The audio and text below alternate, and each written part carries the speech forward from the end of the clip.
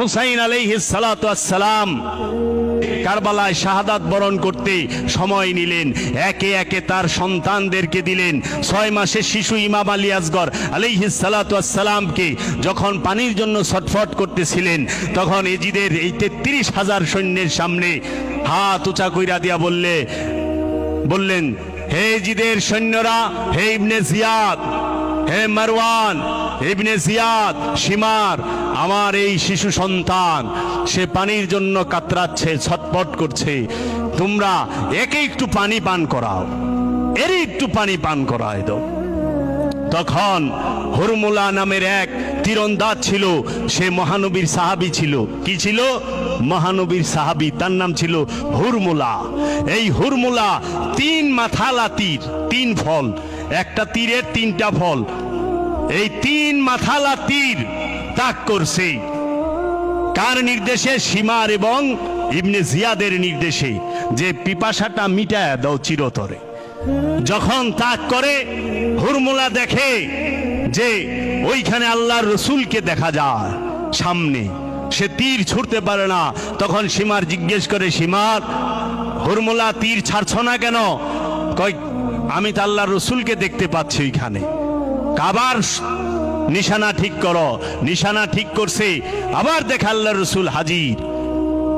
তৃতীয়বার বলছে, কেন তুমি নিক্ষেপ করো না? আল্লাহর রসুল ওইখানে দেখা যাচ্ছে। তখন সে তৃতীয়বারের বেলায় যখন নিশানা ঠিক করছে, এই সীমার যা হুরমুলার চোখের মধ্যে এমনি হাত দিয়া দিছে, তীর ছাইরা দাও। তীর ছাইরা দিছে। এই 3 মাথালা তীর যায়া ইমাম হুসাইন আলাইহিস সালাতু ওয়াস সালামের এই 6 মাসের শিশু, 6 মাসের দুধের শিশুর এই খান দিয়ে এই তীর কাইটা বাইরে হয়ে গেছে। ইমাম হুসাইন আলাইহিস সালাতু ওয়াস সালামের হাতে মাওলা ইমাম আলী আসগর আলাইহিস সালাতু ওয়াস সালাম ওই রক্তগুলোকে পড়তে দেয় না, রক্ত মোবারককে। ইমাম হুসাইন আলাইহিস সালাতু ওয়াস সালাম ওই রক্ত মোবারক ধরে উপর দিকে নিক্ষেপ করে বলেছেন, ইন্না লিল্লাহি ওয়া ইন্না ইলাইহি রাজিউন।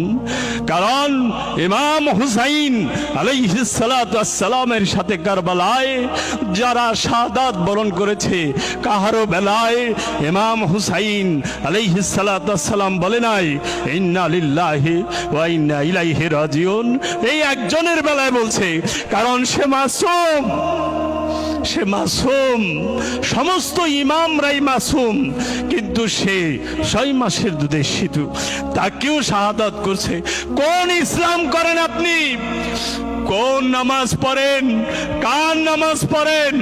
আল্লাহর হাবিব না বলছে, খবরদার, যুদ্ধের ময়দানে কোন নারীকে অত্যাচার করা যাবে না, যুদ্ধের ময়দানে কোন শিশুকে অত্যাচার করা যাবে না, হত্যা করা যাবে না, কোন যুদ্ধের ময়দানে কোন গর্ভবতী উটকে হত্যা করা যাবে না, কোন যুদ্ধের ময়দানে বিপরীত দলের যে নেতা থাকবে, যে লিডার, তাকে ওইখানে কতল করা যাবে না।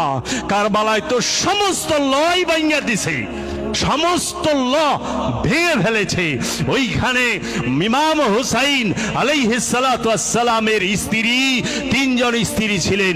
বড় স্ত্রীর নাম মা শাহরবানু, দ্বিতীয় স্ত্রীর নাম মা উম্মে লাইলা, তৃতীয় স্ত্রীর নাম মা রুবাব।